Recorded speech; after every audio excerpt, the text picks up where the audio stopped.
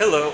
Ironically, I mean, I'm not an artist, so really my photos, my slides wouldn't really matter if they were blinking in and out, but that's okay. I think I found a way to have fun with them anyway, so here we go. It wasn't until I was taking part in the med school interview process that I realized medicine wasn't something that most people who were doing it fell ass backwards into the way I had. I was sitting at this train station after my first interview, waiting to catch a ride back, and I struck up a conversation with the woman sitting next to me, and I said, "Oh, is this your first interview too?" And she said, "No, this is my 12th. 12, I thought. Holy shit, this was my first of a total of 3 interviews. I asked her, you know, how many schools did you apply to? Because all of a sudden I was feeling quite nervous, and she just rattled off, "Oh, 35. Now, at the time, I brushed this off, and I thought, wow, this person's insane, but I realized that was sort of the norm. So our train came shortly, and I headed back downtown with my friend from high school that I was crashing with to hit the bars, and she presumably headed off to another interview in another city, who knows where.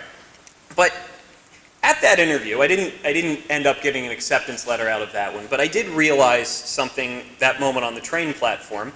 I realized that medicine was going to be a lot more high stress than meandering my way through the beach, through college at the beach, as I had been for the past 5 years.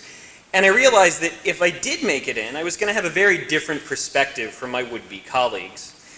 So as I progressed through my training, I came to find that not only had most of my classmates been a lot more stressed out about the admissions process than I had been, but they had been steeped in this worldview that was just alien to me, that I just didn't understand. See, I had decided that I was going to go to med school when I was a freshman in college. I was waiting outside of an EMT class, and the person beside me thought, "Oh, you're a pre-med student, I guess, right? You're here at this EMT class." And I thought, no, I'm not, but maybe that's an idea. Honest to God, first time I considered it. Now, most of the folks that I found myself in medical school with had known that they wanted to be physicians a lot earlier, since they were in diapers, more or less.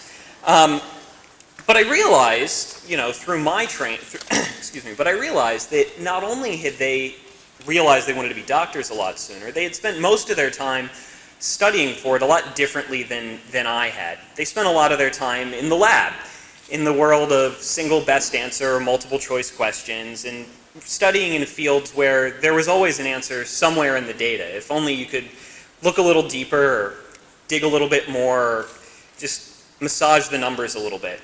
I, on the other hand, took a bit of a different path, and I had my foot in a different world, the world of essays and analyses, where the best, most interesting questions were the ones that we couldn't answer, even if we wanted to.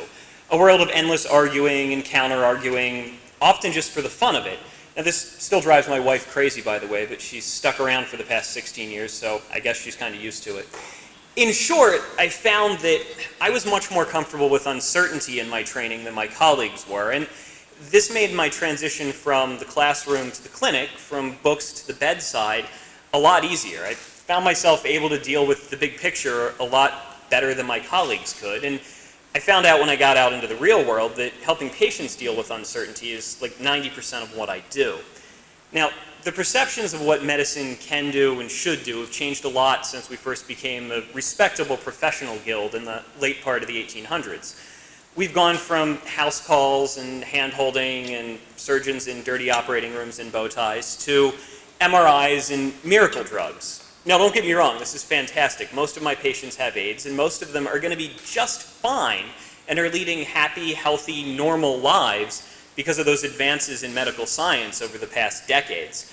But we also live in an era where our culture tells us, and where we expect, a test and a cure for everything, and where the majority of physicians are trained to think that every question is answerable, that every symptom has some diagnosis attached. But the harsh reality remains that many times we don't know why you got sick, and we don't know what you could have done to prevent it, and we don't know if some test or scan might have picked it up sooner. More often than not, we find ourselves with no good answers, left right back where the first cave dwellers were when they asked why the sun rose and set, trying to bring some semblance of reason to the seemingly incomprehensible, some sense of calm to what can feel catastrophic and chaotic and confusing. It's in those moments I've found that the craft of medicine is most challenging and most meaningful. Sure, we need to be experts at diagnosing and treating illnesses and injuries, and of course we do that, but at its core, medicine is much more than just testing and treating. At its core, it's about building relationships with people and helping them through what is often the most trying time of their life. You see, most folks never set foot in a hospital, and that's fantastic. I don't recommend it. It's very overrated. But physicians sign up to basically move into one for a couple of years after med school. It's why they call it residency. You really do live there.